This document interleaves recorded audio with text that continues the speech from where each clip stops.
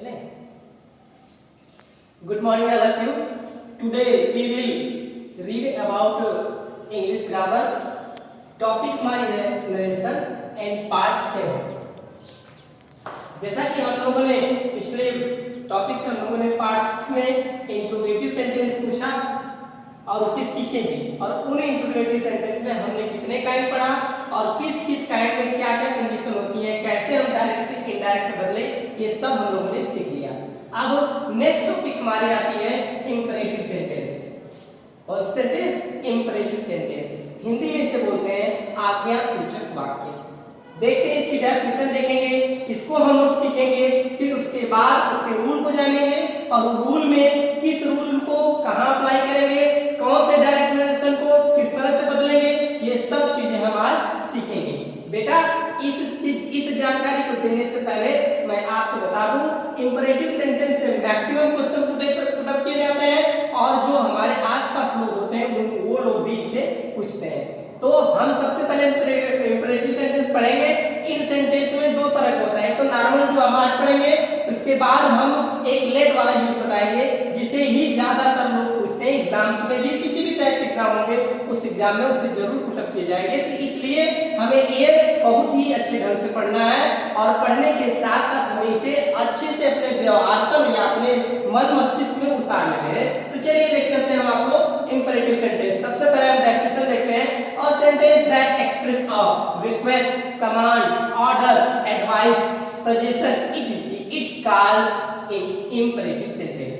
करें कि एक से a sentence ऐसा सेंटेंस जो वह सेंटेंस जिसमें कमांड, रिक्वेस्ट, ऑर्डर, एडवाइस या सजेशन का बोध प्रस्तुत हो उसे हम इंपरेटिव सेंटेंस कहते हैं। देखिए ध्यान से देखिएगा, एक सेंटेंस जो एक्सप्रेस कर क्या कर रहा है, रिक्वेस्ट समझ रहे हैं, विनम्र निवेदन, कमांड नियंत्रण आपको आदेश दे रहे हैं, ऑर्डर वही है, एडवाइस सलाह और सजेशन मतलब भी सलाह होता है। मतलब हम मेजर देखें इसमें तीन चीजें आती है, रिक्वेस्ट, ऑर्डर और एडवाइस। तीन चीजें आती है और तीनों चीजों को हम अलग से भी पढ़ेंगे और फिलहाल में ये भी पढ़ेंगे। देखते हैं इसका एग्जांपल। कुल मिलाकर हम कह देंगे कि a sentence that expresses a request, command, order, advice and suggestion it's called imperative sentence। ये देखिए इसका example, give me a pen please, give me a pen please। यहाँ प्लीज लग गया और ये कैसा है, बोल करा रहा है हमें, फीलिंग किस तरह का सेंस दे रहा है, रिक्वेस्ट की सेंस दे रहा है। हम किसी से मांगे तो नहीं कहेंगे अब give me a pen please, तो हमारा ये कैसा है, रिक्वेस्ट, कृपया मुझे एक पेन दे। दूसरा देखते हैं do it now, do it now, now मतलब आप एक इसे डू मतलब करना। एक बात और देखिए, हमेशा इंपरेटिव सेंटेंस की पहचान कैसे होती है, हमेशा ये सेंटेंस ही वर्ब की फर्स्ट फॉर्म से शुरू होता है। ये सेंटेंस जब कभी भी शुरू होगा वर्ब की फर्स्ट फॉर्म से शुरू होगा और इसमें टेंस उसका कोई चक्कर नहीं रहेगा, सीधे वर्ब की फर्स्ट फॉर्म का। देखिए डू इट नाउ, अब इसे करो, अब इसे करो, अब इसे करो, इसका मतलब क्या दे रहा है, ऑर्डर दे रहा है। अब यहाँ देखिए तीसरा वाला, नेवर टेल अ लाई, झूठ कभी मत बोलो। कोई आपको सजेस्ट कर रहा है, कोई आपको सुझाव दे रहा है कि भाई आपको झूठ कभी नहीं बोलना है। देखिए सबसे पहले यहाँ देखिए वर्ड की फर्स्ट फॉर्म से शुरू हुआ, यहाँ पे देखिए वर्ड की फर्स्ट फॉर्म से शुरू हुआ, यहाँ नेवर है, नेवर है नेगेटिव लग गया पहले, फिर उसके बाद वर्ड की फर्स्ट फॉर्म से शुरू हुआ। मतलब जितने भी ये सेंटेंस आएंगे वो सब के सब वर्ड की कौन सी फॉर्म से शुरू होंगे, फर्स्ट फॉर्म से शुरू होंगे। अगर वह नेगेटिव है, अगर वह नेगेटिव है, केवल नेवर पहले लगता है। नहीं तो जैसे अगर आपसे कोई कह दे डू नॉट या ये कह दे don't take rest, take rest, don't take rest, ये आपको ऑर्डर भी दे सकता है, ऑर्डर भी दे सकता है, डोंट टेक रेस्ट, रेस्ट। तो यहाँ डू देखो, यहाँ देखो, यहाँ डू लगा है, यहाँ नॉट लगा है, टेक रेस्ट। इस तरह से भी आ सकते हैं, लेकिन नेवर सबसे पहले, अगर नेवर वाला सेंटेंस होगा तो सबसे पहले आएगा, और अगर नेवर नहीं सिंपल है तो सिंपल हमेशा वर्ब की फर्स्ट फॉर्म से होता है। एक बात और याद रखिए कि हमेशा इंपरेटिव सेंटेंस केवल दो टाइप का ही होता ही है, एक होगा आपका सिंपल सेंटेंस और दूसरा होगा नेगेटिव सेंटेंस, बस दो ही टाइप का आएगा। इससे ज्यादा उसमें इंट्रोगेटिव नेगेटिव वाला कोई चक्कर नहीं आता, केवल ये जब भी आएगा तब या तो सिंपल सेंटेंस में आएगा या फिर नेगेटिव में। सिंपल में ये दो है, नेगेटिव में ये दो।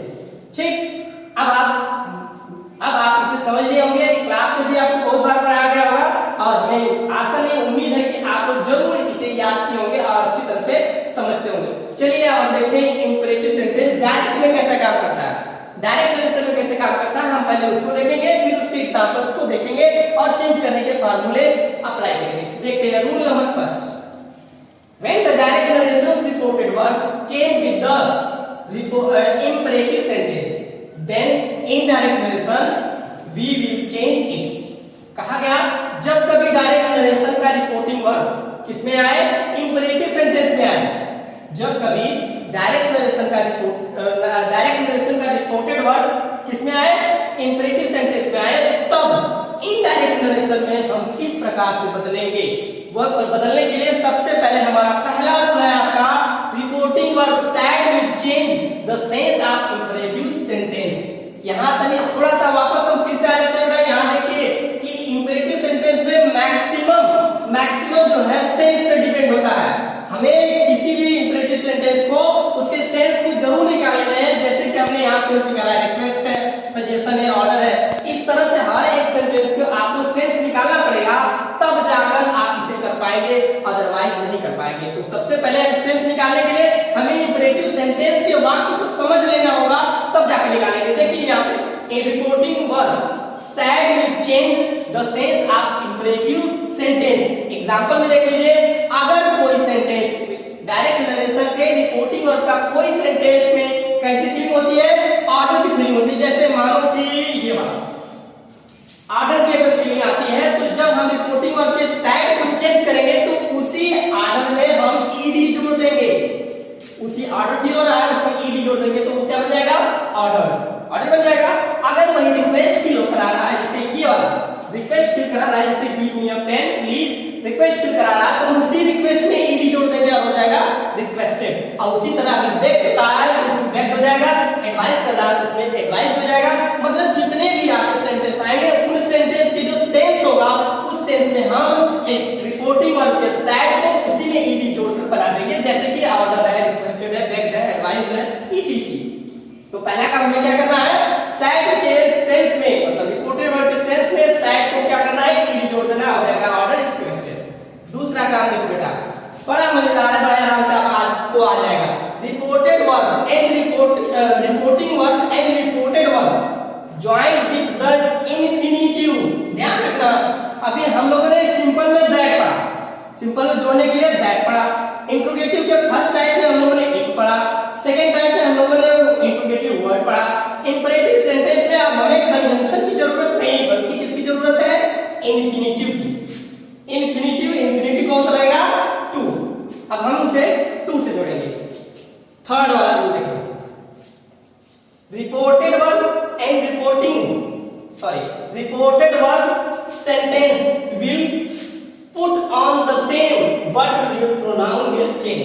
करेंगे रिपोर्टेड वर्ड के जो सेंटेंस होगा वह सेम उसमें रखा जाएगा, लेकिन उसके प्रोनाउन में चेंज हम करेंगे। एग्जांपल में हम देखते हैं, इसे इरेज करके देखते हैं।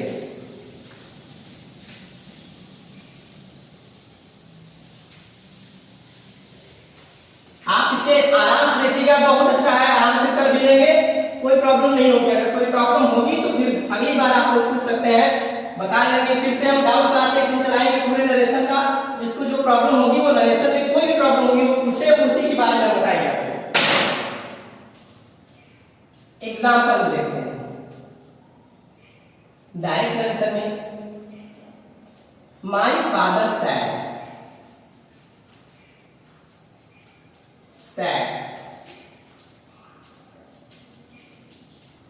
Do it at once, do it at once। देखिए बेटा, ये आपका डायरेक्ट है, अब हमें इसे इनडायरेक्ट में बदलना है। आप लोगों ने इंपरेटिव सेंटेंस के सभी रूल पढ़ ही लिया है, अब देखते हैं इसे कैसे चेंज करते हैं। सबसे पहले किसी भी डायरेक्ट नरेशन को आप जब देखते हैं तो सबसे पहले हम रिपोर्टिंग वर्ब को पहले पहचानते हैं। रिपोर्टिंग वर्ब में देखिए सेट लगा हुआ है, इसके तुरंत बाद आप रिपोर्टेड वर्ब में चले आए। ये कौन सा वर्ब है, रिपोर्टेड, और ये कौन सा है, रिपोर्टिंग। इसे कभी मत भूलिएगा, अगर भूल जाएंगे तो रूल सब इधर-उधर हो जाएगा। My father said do it at once. आपको बताया गया कि जब नरेशन को आप देखते हैं, डायरेक्ट नरेशन को देखते हैं, तो सीधे इसके बाद दूसरा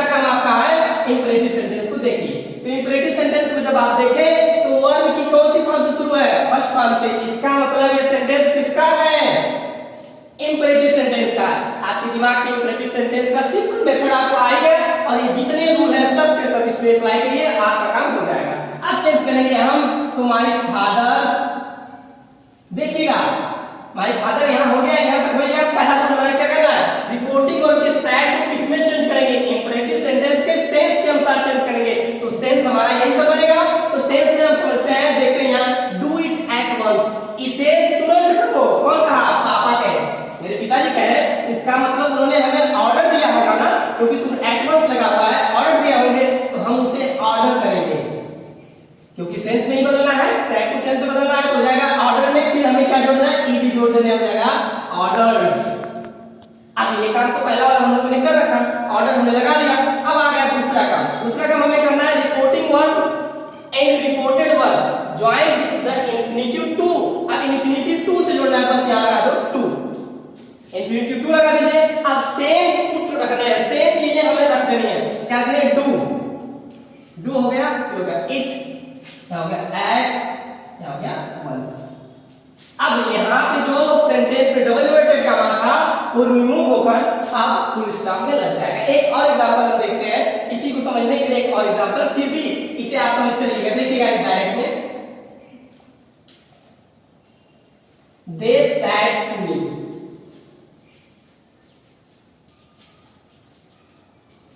गिव मी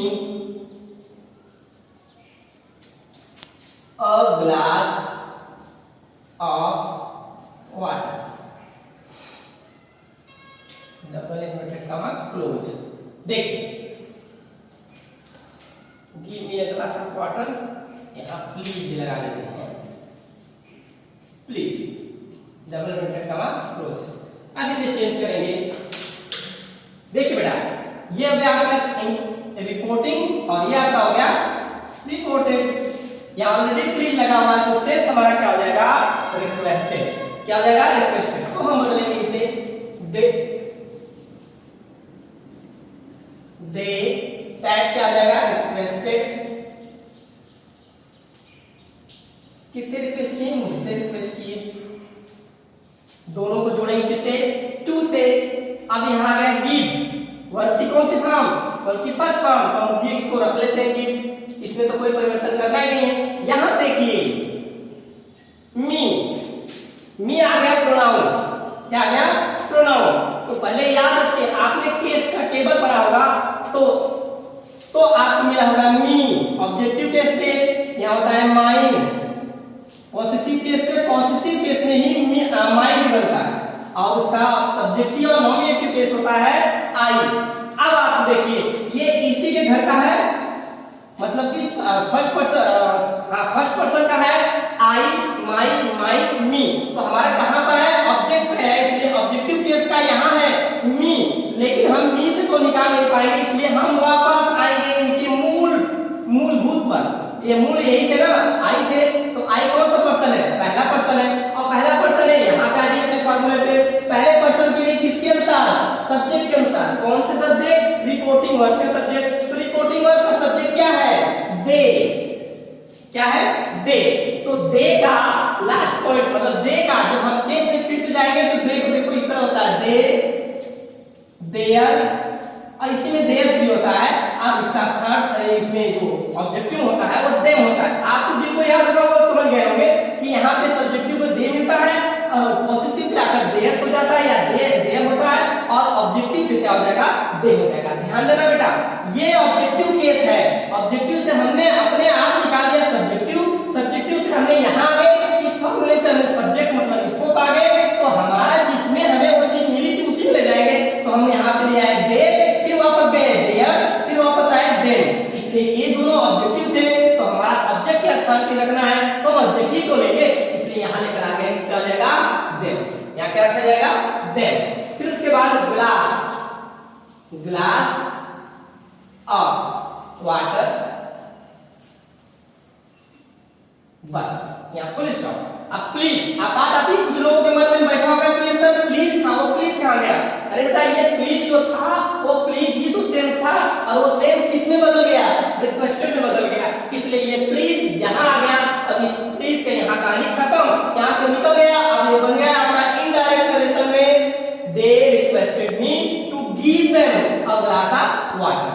इस तरह से आप इंपरेटिव सेंटेंस के सिंपल मेथड को आप समझ लिए। अब इसमें हमारा सिंपल मेथड था, अब थोड़ा सा हम नेगेटिव देख लेते हैं, फिर उसके बाद हम आगे चलते हैं। नेगेटिव भी एकदम सिंपल है, बस आपको थोड़ी सी चेंज करना है, चेंज कर लेंगे आपका काम खत्म हो जाएगा। देखिए जैसे एग्जाम्पल में देख लीजिए, राधा सैड, डबल यूनिट का काम कहती है डोंट एब्यूज मी, एब्यूज मी। राधा ने कहा मुझे गाली मत दो, राधा ने मुझसे कहा, राधा ने कहा मुझे गाली मत दो, ठीक है यही था। अब ये कई, अब हमें इसे चेंज कर लेते हैं। देखिए इनडायरेक्ट बदलेगा, राधा सैड को किसमें बंद करेंगे, बदलेंगे, सैड को किसमें बदलेंगे, इसमें बदलेंगे ना, तो इससे बदलेंगे तो इसका पहले हम निकाले सेंस, क्योंकि सेंस बोला गया ना कि सेंस को हमें देखना होगा, चाहे ऑर्डर होगा, रिक्वेस्ट होगा या बेग होगा। तो इसमें डोंट अब्यूज मी, उन्होंने कहा कि मुझे गाली मत दो, तो या तो वो ऑर्डर दी होगी, या तो वो सजेशन दी होगी, या एडवाइस की होगी, या बेग की होगी। तो हम बेग में करते हैं, आप जिसमें बदलना चाहे बदलते हैं। बेग डोंट, डोंट है तो डू नॉट, पहले लगा डू, फिर उसके बाद लगा था नॉट, इन्हीं दोनों को मिलकर ये डोंट बना है। तो सबसे पहले नॉट, तो जहां भी ऐसे हो उससे पहले ही नॉट लगाना, नॉट डू, एब्यूज, एब्यूज मी। अब यहां देखो मी, फिर से वही वाला जो पिछले वाले एग्जांपल में देखे थे, मी का नॉमिनेटिव या सब्जेक्टिव केस आई होता है, और आई के यहां आ गया, आई के सब्जेक्ट अनुसार सब्जेक्ट क्या हमारी है राधा, राधा की तो हमें क्या मिली, राधा लड़की है, सी हुआ, सी का ऑब्जेक्टिव केस लेकर आएंगे तो आ जाएगा हर, और एब्यूज यहां हो जाएगा हर। एक नेबर वाला देख लेते हैं, एकदम खत्म हो जाए। जैसे आपको लिखा गया था the teacher said, the teacher said, never tell a lie, never tell a lie, ये आपके एग्जांपल में था, इसी को देख लेते हैं। इनडायरेक्ट में बदलेंगे तो ये बदल जाएगा आपका द टीचर, क्योंकि यहां तक तो होगा ही होगा, सैड, टीचर ने आदेश भी दे सकता है, टीचर आपको ऑर्डर भी दे सकता है, आपको सजेस्ट भी कर सकता है, आपको एडवाइस भी कर सकता है। तो हमें एडवाइस देते हैं, इसका सेंस एडवाइस का होगा, तो उन्होंने हमें एडवाइस दिया, एडवाइस नेवर टेल अ लाई। अब देखिए जब नेगेटिव आता है तो पहले निगेशन हम रखते हैं, पहले निगेशन रखते हैं, तो निगेशन में हमारा क्या है, नेवर ही तो है, तो हम नेवर रख लेते हैं, नेवर टेल अ लाई, बस डबल नोट का रिमूव हो गया, फुल स्टॉप लग गया। इस तरह से आप इन सेंटेंस को चेंज कर लेंगे। यदि इसके बाद भी आपको कोई प्रॉब्लम होती है तो केवल और केवल प्रॉब्लम आपके इस सेंटेंस में आएगी। ये सेंटेंस अगर आप, ये सेंटेंस मतलब जो ये सर्किल में हमने सेंटेंस बनाए, इस सेंटेंस में केवल आपको इंपरेटिव सेंटेंस छांटना और समझना निकालने की जिस दिन, उस दिन आप इस रूल को अप्लाई करेंगे, बड़े आराम से आप इसे चेंज कर लेंगे और अच्छे से चेंज भी कर लेंगे और आप इसे समझ भी गए होंगे। अगर फिर भी अगर आपको समझ में ना आए तो कोई बात नहीं, किसी दिन आप पूछ लीजिएगा, उसे हम आपको बता देंगे। इसके बाद इंपरेटिव सेंटेंस का सिंपल मेथड तो ये समाप्त होता है। और हाँ, इसमें देखिए यहाँ पे थोड़ा सा नेगेटिव वाला छूट रहा था, इसे भी देख लीजिए। अगर कभी भी यहाँ डोंट अब्यूज मी, अगर आपको इसका ये वाला ये क्वेश्चन मतलब इसका सिंपल आपको सेंस नहीं समझ में आ रहा है कि हम क्या आ रहा है सर, सेंस तो हमें समझ ही नहीं आ रहा, तो जब आपको सेंस ना समझ में आए, केवल नेगेटिव के लिए याद रखिएगा, केवल नेगेटिव के लिए अप्लाई करेगा। तो इस साइड में यहाँ पे देखते हैं, इसी को देते हैं राधा, आपको इसका सेंस समझ में नहीं आ रहा, नो प्रॉब्लम, नहीं समझ में नहीं आ रहा है, फॉरवर्ड कर लीजिए, किसे बदल दीजिए, फॉरवर्ड में बदल दीजिए। अब यहाँ जहां नॉट लगाए थे वो नॉट को छोड़ दीजिए, अब आ जाइए टू, अब क्या हो जाएगा डू, एब्यूज, मी को चेंज किसमें किए थे, हर। बस अगर आपको सेंस ना समझ में आए तो कोई बात नहीं, आप फॉरवर्ड लगा दीजिए, अगर सेंस समझ में आए तो ब्रेक लगा दीजिए, फिर उसके बाद नॉट लगा दीजिए, फिर आगे बढ़िए। अगर नहीं आता है तो फॉरवर्ड लगाइए। केवल याद रखिएगा कि ये फॉरवर्ड केवल नेगेटिव सेंटेंस के साथ काम आएगा, सिंपल सेंटेंस के साथ मत लगाइएगा, नहीं तो अर्थ का अनर्थ बना देगा, अर्थात वो आपका गलत हो जाएगा। इसलिए याद रखिएगा, जब नहीं याद समझ में आता तो फॉरवर्ड लगाइए, लेकिन नेगेटिव के साथ। आज के लिए बस इतना ही। अब मैं जानता हूं कि आप इसे समझ लियोगे, और याद बात याद रखिएगा, आप लोग सबका नोट्स बनाते रहिएगा, और वो जब स्कूल खुलेगा तो चेक होगा आपका। और साथ में अपने होमवर्क एक्सरसाइज जितने भी आपको मिलते हैं किसी भी बुक से, उसे सॉल्व करिए। कोई प्रॉब्लम आती है तो उसका फोटो या उसका पिक्चर क्लिक करके आप व्हाट्सएप पे डाल दीजिए, वो हम उसे उसका एग्जांपल के साथ उसके मतलब को हम आपको फिर से भेज देंगे और आपको समझा देंगे। आज के लिए इतना ही। Have a nice day. Thank you.